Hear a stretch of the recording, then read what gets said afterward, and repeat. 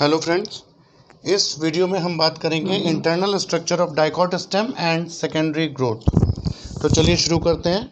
Internal structure of dicot stem, ये यहाँ पर आपने देख रहे हैं कि एक मैंने डाइकॉट स्टेम का टीएस बनाया हुआ है।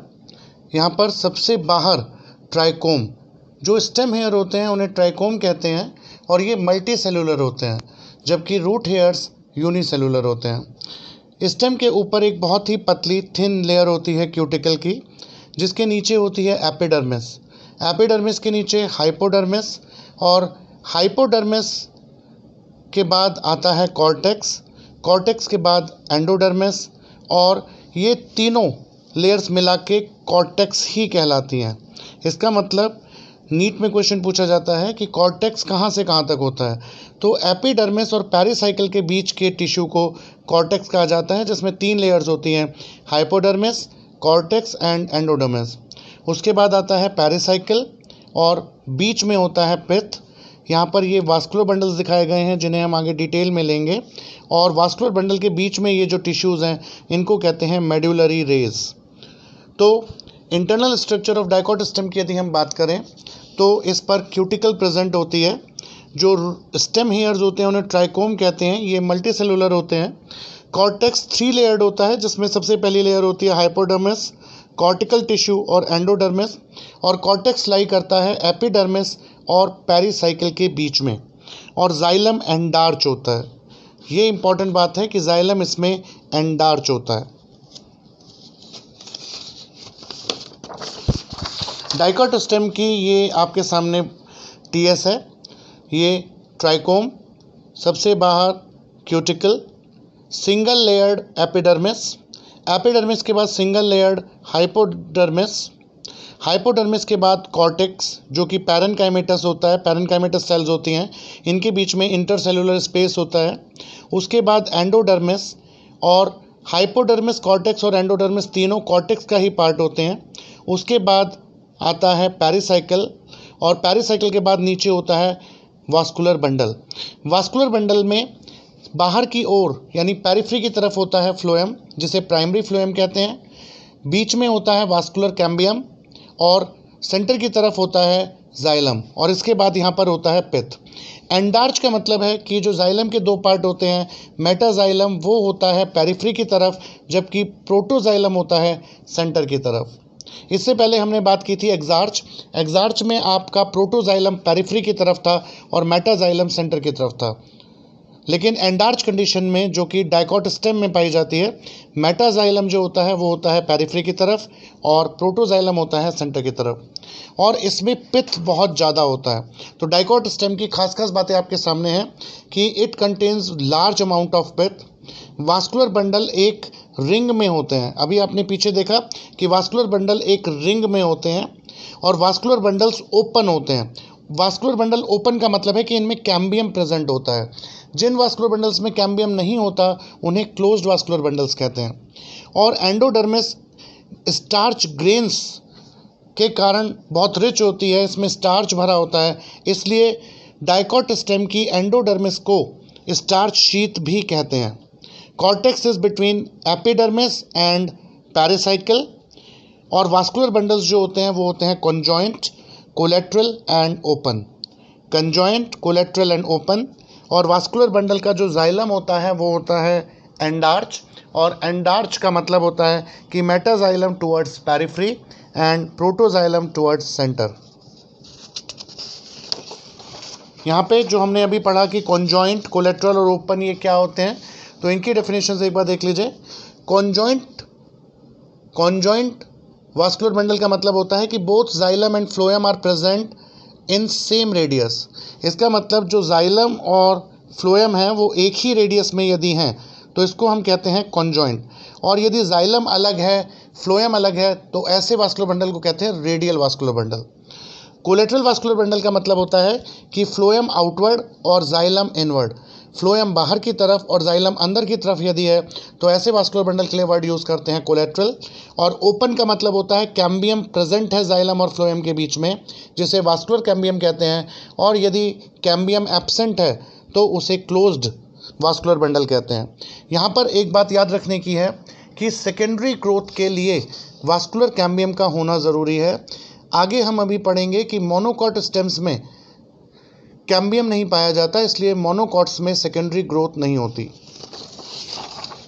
मोनोकॉट स्टेम, तो मोनोकॉट स्टेम में पिथ जो होता है बहुत कम होता है, ये मोनोकॉट स्टेम है। इसकी खास बात है कि क्यूटिकल के नीचे एपिडर्मिस, हाइपोडर्मिस, इसमें कॉर्टेक्स और पिथ में कोई डिफ्रेंशिएशन नहीं होता। मोनोकॉट स्टेम में पिथ में और कॉर्टेक्स में कोई डिफ्रेंशिएशन नहीं होता। वास्कुलर बंडल्स स्कैटर्ड होते हैं, पूरे में फैले होते हैं। यहाँ पर एक क्वेश्चन मैं आपको बताना चाहूँगा कि मोनोकॉट्स में ग्राफ्टिंग या कलम लगाना पॉसिबल नहीं होता। क्यों? क्योंकि इनके वास्कुलर बंडल स्कैटर्ड होते हैं, पूरे में फैले हुए होते हैं। तो मोनोकॉट स्टेम की खास बातें कि इसमें पिथ बहुत कम होता है, कॉर्टेक्स और पिथ में कोई डिफ्रेंशिएशन नहीं होता, वास्कुलर बंडल्स स्कैटर्ड होते हैं और उनका नंबर बहुत ज़्यादा होता है डाइकॉट स्टेम की तुलना में। ये कॉन्जॉइंट होते हैं, कोलेट्रल होते हैं और क्लोज्ड होते हैं। कंजॉइंट और कोलेट्रल का मतलब आपको पता है, क्लोज का मतलब है कि इनमें कैम्बियम नहीं होता। ये एंडार्च होते हैं। फ्लोएम पैरेन्काइमा मोनोकॉट स्टेम्स में नहीं पाई जाती। इनमें मेडुलरी रेज भी नहीं होती, इसमें कैम्बियम नहीं होता, इसलिए सेकेंडरी ग्रोथ भी मोनोकॉट स्टेम्स में नहीं पाई जाती। पेरिफेरल वास्कुलर बंडल छोटे होते हैं, सेंट्रल वास्कुलर बंडल बड़े होते हैं और इनके प्रोटोजाइलम में, ये इंपॉर्टेंट पॉइंट है कि इनके प्रोटोजाइलम में लाइसिजिनस कैविटीज़ पाई जाती हैं जिसमें पानी भरा रहता है। नीट में ये क्वेश्चन पूछा गया है कि लाइसिजिनस कैविटी कहाँ होती है? Protoxylem of monocot stem. Dicot stem और मोनोकॉट स्टेम में यदि आपसे पूछे कि क्या डिफरेंस है, तो मैंने यहाँ पे टेबुलेट किया है। वास्कुलर बंडल सबसे इंपॉर्टेंट, क्योंकि डिफरेंस वास्कुलर बंडल में ही है, तो सबसे पहले हम वास्कुलर बंडल की बात करें। डाइकॉट स्टेम, डाइकॉट स्टेम के वास्कुलर बंडल एक रिंग में होते हैं, जबकि मोनोकॉट के बिखरे हुए होते हैं, स्कैटर्ड होते हैं। यहाँ पर कॉन्जॉइंट है, मोनोकॉट में भी कॉन्जॉइंट होता है। डाइकॉट स्टेम में वास्कुलर बंडल ओपन होता है, यानी इनमें कैम्बियम प्रेजेंट होता है, जबकि मोनोकॉट में क्लोज्ड होता है, यानी इनमें कैम्बियम नहीं होता। इनमें कोलेट्रल वास्कुलर बंडल्स पाए जाते हैं डाइकॉट में, मोनोकॉट में भी कोलेट्रल होते हैं। डाइकॉट वास्कुलर बंडल्स में कोई भी बंडल शीथ नहीं होती, जबकि इसमें बंडल शीथ मोनोकॉट स्टेम्स में प्रेजेंट होती है। डाइकॉट स्टेम के वास्कुलर बंडल्स में फ्लोएम पैरेन्काइमा प्रेजेंट होती है, जबकि मोनोकॉट में फ्लोएम पैरेन्काइमा एब्सेंट होती है। डाइकॉट स्टेम के वास्कुलर बंडल में जाइलम वेज शेप्ड होता है, जबकि मोनोकॉट में या तो वाई शेप्ड या वी शेप्ड होता है। डाइकॉट स्टेम में पिथ प्रेजेंट होता है, लेकिन मोनोकॉट में पिथ एब्सेंट होता है, क्योंकि उसमें कॉर्टेक्स और पिथ में डिफ्रेंशिएशन ही नहीं होता, जबकि डाइकॉट में पिथ का अमाउंट काफ़ी ज़्यादा होता है, लार्ज पिथ होता है। डाइकॉट स्टेम में एंडोडर्मिस पेरिसाइकिल प्रेजेंट होती है, जबकि मोनोकॉट स्टेम में एंडोडर्मिस और पेरिसाइकिल नहीं होती। डाइकॉट स्टेम में मेडुलरी रेज प्रेजेंट होती हैं, मोनोकॉट स्टेम में मेडुलरी रेज प्रेजेंट नहीं होती। कैम्बियम प्रेजेंट होता है डाइकॉट में, जिसकी वजह से सेकेंडरी ग्रोथ होती है, लेकिन कैम्बियम एब्सेंट होने की वजह से मोनोकॉट स्टेम में सेकेंडरी ग्रोथ नहीं होती। तो अब हम चलते हैं सेकेंडरी ग्रोथ पर। ये एक बहुत ही इंपॉर्टेंट टॉपिक है और इसमें काफ़ी क्वेश्चंस पूछे जाते हैं, तो इसको थोड़ा सा ध्यान से समझने की कोशिश करिए। सेकेंडरी ग्रोथ, सेकेंडरी ग्रोथ होती है गर्थ में बढ़ना, डायमीटर में बढ़ना। यदि ये हमारा एक पौधा है और ये लंबाई में बढ़ रहा है, तो इसको कहते हैं प्राइमरी ग्रोथ। तो प्राइमरी ग्रोथ का मतलब होता है इंक्रीज इन लेंथ, जो कि एपिकल बड या एपिकल मेरिस्टम के कारण होती है। लेकिन गर्थ में बढ़ना, डायमीटर में बढ़ना, इसको कहते हैं सेकेंडरी ग्रोथ, और ये कैम्बियम की वजह से होती है। तो याद रखिए, प्राइमरी ग्रोथ का मतलब होता है increase in length which is due to apical bud और एपिकल मेरिस्टम, जबकि सेकेंडरी ग्रोथ होती है गर्थ में या डायमीटर में इंक्रीज को कहते हैं। और secondary growth occurs in dicots only, क्योंकि ये कैम्बियम की वजह से होती है, और कैम्बियम सिर्फ और सिर्फ डाइकॉट्स में पाया जाता है, मोनोकॉट्स में नहीं पाया जाता। Cause of secondary growth, cause of secondary growth is lateral meristem, जिसमें दो चीज़ें आती हैं, वास्कुलर कैम्बियम और कॉर्क कैम्बियम। तो याद रखिएगा कि सेकेंडरी ग्रोथ का कारण होता है कॉर्क कैम्बियम और वास्कुलर कैम्बियम। यहाँ पर आपको वास्कुलर कैम्बियम दिखाया गया है, वास्कुलर बंडल है, जो कि ओपन टाइप का वास्कुलर बंडल है, क्योंकि जाइलम और फ्लोएम के बीच में यहाँ पर कैम्बियम प्रेजेंट है। क्योंकि ये वास्कुलर बंडल के अंदर का कैम्बियम है, इसलिए इसे वास्कुलर कैम्बियम कह रहे हैं। और ये जो फ्लोएम है जो कि आउटवर्ड्स होता है, इसे प्राइमरी फ्लोएम, और जाइलम को प्राइमरी जाइलम कहा जा रहा है। Vascular cambium is present between primary xylem and primary phloem. Secondary growth occurs in 2 step. Secondary growth जब शुरू होती है तो इसमें 2 स्टेप्स होते हैं। सबसे पहले फॉर्मेशन ऑफ कैम्बियम रिंग और एक्टिविटी ऑफ कैम्बियम रिंग, जिसकी वजह से ये गर्थ में बढ़ते हैं। तो पहला है formation of cambium ring. Cambium rings के फॉर्मेशन से पहले आप ये देखिए कि ये डाइकॉट स्टेम है, जिसमें रेडियल आपको क्या मिल रहा है, आपको एक रेडियस में सारे के सारे वास्कुलर बंडल अरेंज्ड हैं, और एक ही रेडियस में जाइलम और फ्लोएम दोनों हैं। जाइलम मिलता है सेंटर की तरफ, फ्लोएम मिलता है बाहर की तरफ, और दोनों के बीच में आपको कैम्बियम मिलता है।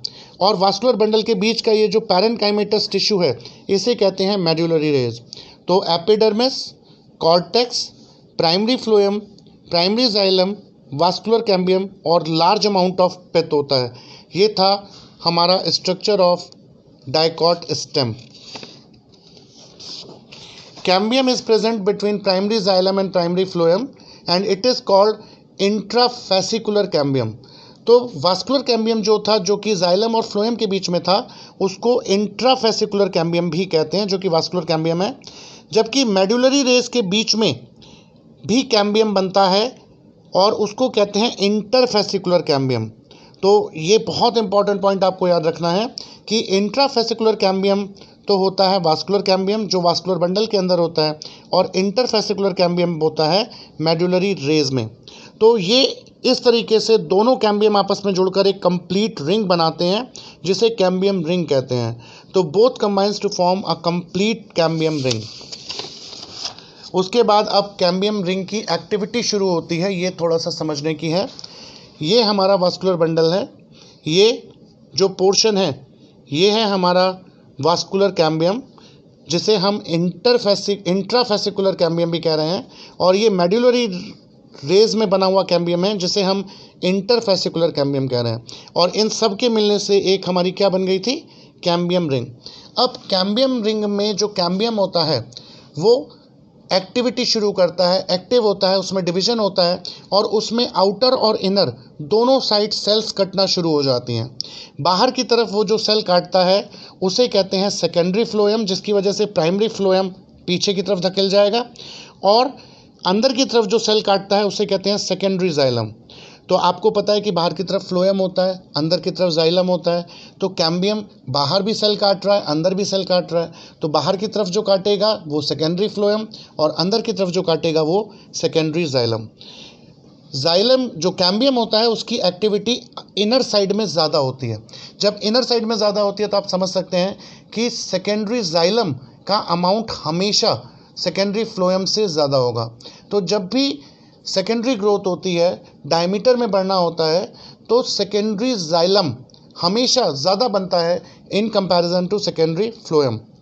यहाँ पे डायग्राम से भी आप देख रहे हैं कि ये है आपका प्राइमरी फ्लोएम, ये है प्राइमरी जाइलम, ये वास्कुलर कैम्बियम, और सेकेंडरी फ्लोएम का अमाउंट काफ़ी कम होता है in comparison to secondary xylem, जो हमेशा अमाउंट में ज़्यादा बनता है। तो cambium ring cuts off new cells cut inwards and towards the pith. Inward जाकि पिथ की तरफ जो होता है, सेंटर की तरफ, वो बनाता है सेकेंडरी जाइलम, और cell cuts outwards that is towards the cortex is called secondary phloem.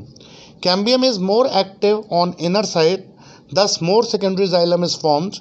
Primary phloem and secondary phloem gets crushed due to more secondary xylem. Secondary xylem काफ़ी ज़्यादा बनता है, जिससे बाकी चीज़ें बहुत थोड़ी सी रह जाती हैं। इसलिए हम कह सकते हैं कि जो प्राइमरी फ्लोएम और सेकेंडरी फ्लोएम होता है वो क्रश हो जाता है।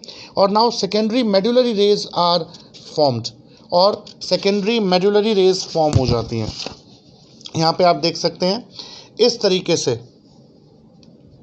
ये हमारा था वास्कुलर कैम्बियम, जो कि रेड से दिखाया गया है। अंदर की तरफ इसने बनाया सेकेंडरी जाइलम, और प्राइमरी जाइलम काफ़ी कम बचा अमाउंट में, और बाहर की तरफ बनाया सेकेंडरी फ्लोएम, और ये है प्राइमरी फ्लोएम।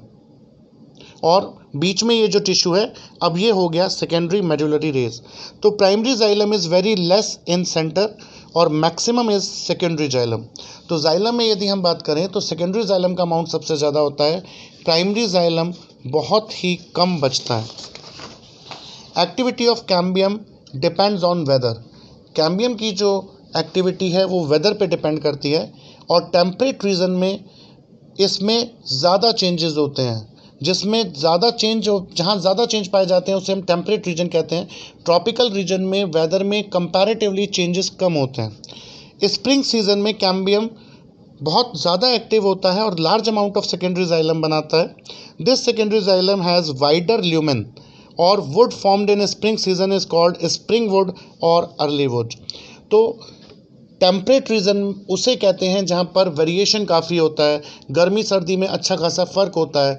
तो स्प्रिंग सीजन में जो जाइलम बनता है सेकेंडरी जाइलम, उसका ल्यूमन वाइड होता है, उसका अमाउंट ज़्यादा होता है और इसे अर्ली वुड या स्प्रिंग वुड कहते हैं। जबकि विंटर में जो कैम्बियम होता है वो लेस एक्टिव होता है और उसका ल्यूमेन भी नैरो होता है और विंटर में बनने वाली जाइलम को ऑटम वुड या लेट वुड कहते हैं। Spring wood is light in colour, जबकि इसकी डेंसिटी भी कम होती है, जबकि autumn wood has more density और dark in colour. These two kinds of woods appear as alternate rings and form annual rings. यदि आप किसी भी डाइकॉट स्टेम के तने को, जो कि टेम्परेट रीजन में पाया जाता है, काटेंगे तो उसमें आप अल्टरनेट डार्क लाइट रिंग्स पाएंगे।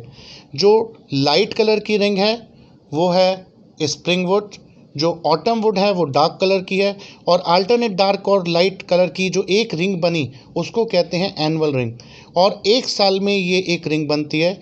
इसलिए यदि किसी स्टेम में आपने काटने पे देखा कि कुल 50 रिंग है तो आप उससे पौधे की या पेड़ की, ट्री की एज को बता सकते हैं कि एज जो होगी उसकी लगभग 50 साल के करीब होगी, क्योंकि एक साल में एक ही एनुअल रिंग बनती है। और यहाँ पे ध्यान देने वाली बात है कि एक एनुअल रिंग में स्प्रिंग वुड और ऑटम वुड दोनों होती हैं। तो annual ring has both spring and autumn woods और number of annual rings age of tree के बराबर होती है।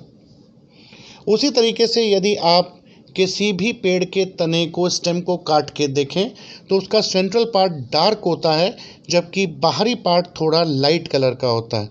सेंट्रल डार्क पार्ट को कहते हैं हार्टवुड और ये डेड पार्ट होता है। वाटर के कंडक्शन में इसका कोई रोल नहीं होता और ये काफ़ी ड्यूरेबल होता है, माइट्स का इस पर कोई असर नहीं होता। जबकि बाहर वाला पार्ट जो होता है वो लिविंग होता है, वाटर और मिनरल के कंडक्शन में भाग लेता है और इसको कहते हैं सैपवुड। तो अब हम बात करते हैं हार्टवुड और sapwood. Secondary xylem is usually dark due to deposition of tannin, resins, oils, gums and essential oil.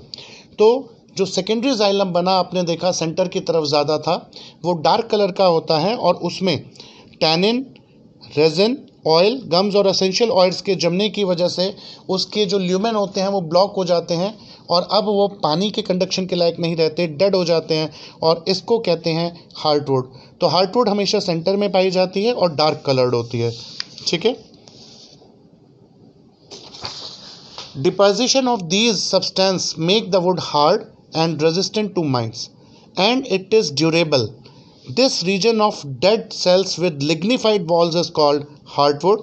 It does not conduct water but gives the support to plant. तो हमने अभी पढ़ा कि इन सारे सब्सटेंस के जमने की वजह से ल्यूमेन बंद हो जाता है, वुड जो होती है वो डेड हो जाती है, पानी के कंडक्शन को करने के लायक नहीं रहती, लेकिन मजबूत होती है, इस पर माइट्स वगैरह का, वेदर का कोई बहुत ज़्यादा असर नहीं पड़ता। इस डार्क कलर सेंट्रल वुड को हार्टवुड कहते हैं और ये पानी को कंडक्ट ना करके सिर्फ सपोर्ट के काम में आती है। जबकि पेरिफेरल सेकेंडरी जाइलम जो होता है वो लाइट कलर होता है और उसे सैपवुड कहते हैं। सैपवुड लिविंग पार्ट होता है जाइलम का और ये पानी और मिनरल को कंडक्ट करता है। तो हार्टवुड डेड पार्ट है जबकि सैपवुड लिविंग पार्ट है। हार्टवुड सेंटर में पाया जाता है, डार्क कलर्ड होता है, जबकि हार्टवुड और सैपवुड लिविंग है, पेरिफेरी में पाया जाता है और लाइट कलर्ड होता है। Cork cambium. कॉर्क कैम्बियम को फैलोजन कहते हैं। Cork cambium is phellogen. जैसे जैसे स्टेम की ग्रोथ बढ़ती है, आप ये देखिए कि ये स्टेम था, सेकेंडरी ग्रोथ में इसकी गर्थ बढ़ रही है। जब गर्थ बढ़ेगी तो जो आउटर लेयर है एपिडर्मिस, उसका टूटना स्वाभाविक है। जब कोई चीज़ साइज में बढ़ रही है तो जो उसकी पेरिफेरल कवरिंग है वो निश्चित रूप से टूट जाएगी। तो as the stem increases in girth, epidermis gets broken due to pressure, और इसको रिपेयर करने के लिए कॉर्क कैम्बियम डेवलप होता है, और कॉर्क कैम्बियम को कहते हैं फैलोजन। और ये कपल ऑफ लेयर्स थिक होता है, और it is made up of thin walled rectangular cells. तो याद रखिएगा कि जब सेकेंडरी ग्रोथ होती है, गर्थ में स्टेम बढ़ता है, तो एपिडर्मिस रप्चर हो जाती है जगह जगह। उसको रिपेयर करने के लिए कॉर्टेक्स में कॉर्क कैम्बियम डेवलप करता है, जिसे फैलोजन कहते हैं। और ये 1 या 2 लेयर थिक होता है, और इसकी जो वॉल्स होती हैं वो रेक्टेंगुलर होती हैं। इसकी जो सेल होती हैं वो थिन वॉल्ड रेक्टेंगुलर होती हैं। और फैलोजन भी दोनों तरफ सेल्स काटता है, बाहर भी और अंदर भी। बाहर की तरफ जो सेल्स काटता है उसे कॉर्क या फैलम कहते हैं, और अंदर की तरफ जो सेल्स काटता है उसे सेकेंडरी कॉर्टेक्स या फैलोडर्म कहते हैं। तो यहाँ पे 3 चीज़ें हैं, 3 टर्म्स हैं जो आपको बहुत अच्छे से समझनी चाहिए। फैलोजन, जैसे कॉर्क कैम्बियम कहते हैं। कॉर्क कैम्बियम कब डेवलप होता है? जब सेकेंडरी ग्रोथ की वजह से स्टेम बढ़ता है और एपिडर्मिस जगह जगह से रप्चर हो जाती है, तो उसको रिपेयर करने के लिए कॉर्टेक्स में एक खास तरह का कैम्बियम डेवलप होता है, जो हमेशा नहीं होता, खास टाइम पे डेवलप होता है, जिसे कॉर्क कैम्बियम कहते हैं, और इसे फैलोजन कहते हैं। और ये भी दोनों तरफ सेल्स बनाता है। आउटर साइड में जो सेल्स बनाता है उसे कॉर्क या फैलम कहते हैं, और इनर साइड में जो बनाता है उसे सेकेंडरी कॉर्टेक्स कहते हैं, जिसे फैलोडर्म कहते हैं।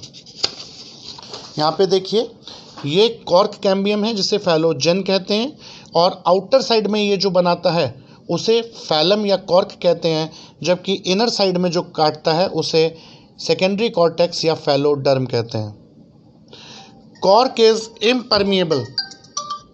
Cork is impermeable to water. याद रखिएगा, ये जो कॉर्क बन रही है ये पानी के लिए परमिएबल नहीं है, क्योंकि इसमें सुबेरिन नामक पदार्थ भरा रहता है, सुबेरिन भरा रहता है, और sales of secondary cortex parenchymatous होती हैं।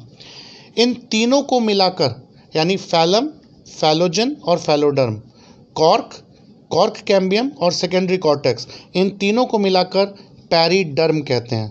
तो अक्सर पूछ लेता है कि पैरीडर्म में क्या होता है?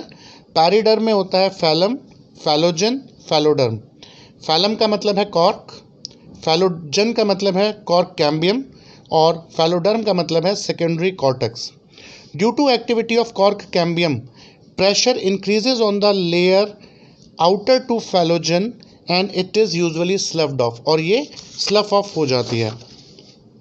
बार्क, छाल, ट्री की जो छाल होती है, it includes all the tissue exterior to vascular cambium. तो उसके लिए यदि हम ये स्ट्रक्चर पढ़ें एक तने का, तो आपको बहुत अच्छे से समझ में आएगा कि बार्क या छाल में क्या क्या होता है, क्योंकि ये क्वेश्चन पूछा जाता है। देखिए, यहाँ से हम शुरू कर रहे हैं सबसे बाहर से। सबसे बाहर क्या है? Epidermis, epidermis cuticle layer. उसके बाद आता है कॉर्क, कॉर्क के बाद फैलोजन, फैलोजन के बाद फैलोडर्म, और इन तीनों को मिला के कहते हैं क्या? पैरिडर्म। उसके बाद cortex, phloem, vascular cambium, sapwood, heartwood और पिथ। ठीक है, हार्टवुड और सैपवुड सेकेंडरी जाइलम के पार्ट होते हैं। ये आपको बहुत याद रखना है कि हार्टवुड और सैपवुड आर सेकेंडरी जाइलम। और वास्कुलर कैम्बियम के बाहर का टिश्यू बार्क होता है।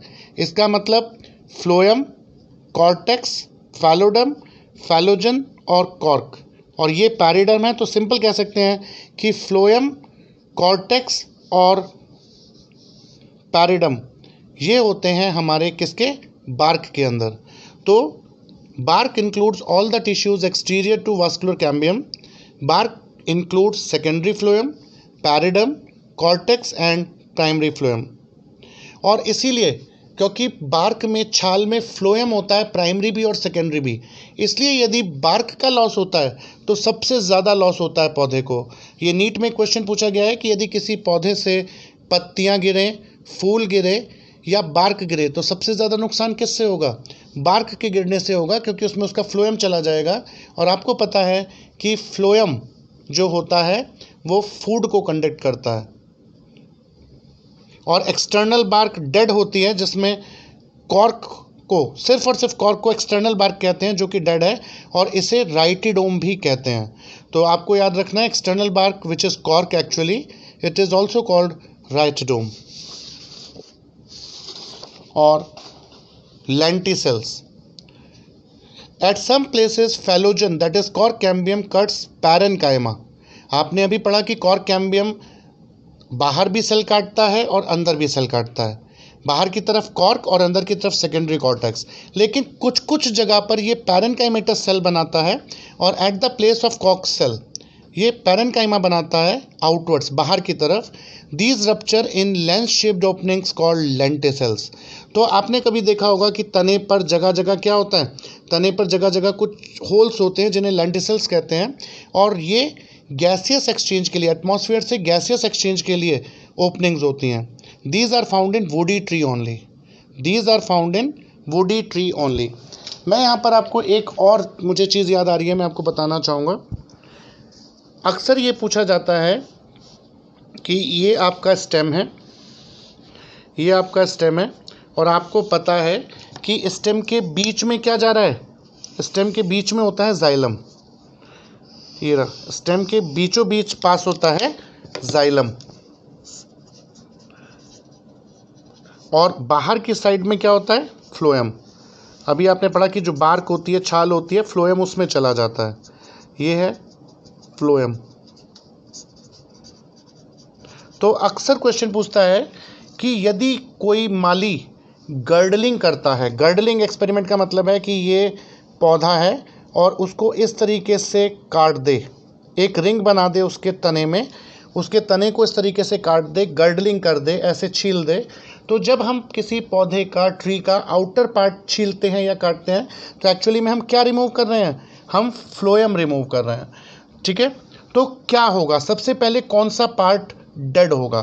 तो आपको पता है कि ये एक पौधा है, पौधे में ऊपर क्या है? लीव्स हैं। Leaves are the sites of photosynthesis.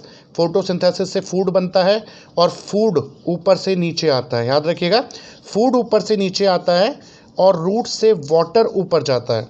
तो ये एक फिजियोलॉजी है जो हम आगे चल के पढ़ेंगे कि पत्तियों में फोटोसिंथेसिस की मदद से खाना बनता है, जो कि फ्लोएम की मदद से नीचे आता है रूट्स तक, और पानी रूट से ऊपर जाता है जाइलम की मदद से। जाइलम पौधे के बीचों बीच होता है, जबकि पेरिफ्री में फ्लोएम होता है। गर्डलिंग एक्सपेरिमेंट में यदि हम उसके चारों तरफ से छील दें, यानी हम उसका फ्लोएम हटा दें इस तरीके से, तो फ्लोएम हटने से जो फूड है वो नीचे नहीं आ पाएगा। फूड बनेगा तो, लेकिन पत्तियों से नीचे नहीं आ पाएगा, जबकि पानी बीचों बीच से ऊपर जा रहा है। तो ऊपर वाले पार्ट को पानी भी मिल रहा है, CO2 भी मिल रहा है, सनलाइट भी मिल रही है, तो फोटोसिंथेसिस होगा, ये तो अच्छे से फ्लोरिश करेगा। लेकिन नीचे फूड नहीं आ पाएगा। तो याद रखिएगा, ये क्वेश्चन पूछा जाता है कि गर्डलिंग करने से सबसे ज़्यादा क्या होगा? सबसे पहले रूट्स डाई हो जाएंगी, रूट्स मर जाएंगी, क्योंकि रूट्स को प्रॉपर फूड नहीं मिल पाएगा। फिर ये फूड जब नीचे नहीं आ रहा तो कहाँ जाएगा? ये फूड ऊपर फलों में, फ्रूट्स में स्टोर हो जाएगा, और जो फ्रूट्स हैं वो साइज़ में बढ़ जाएंगे।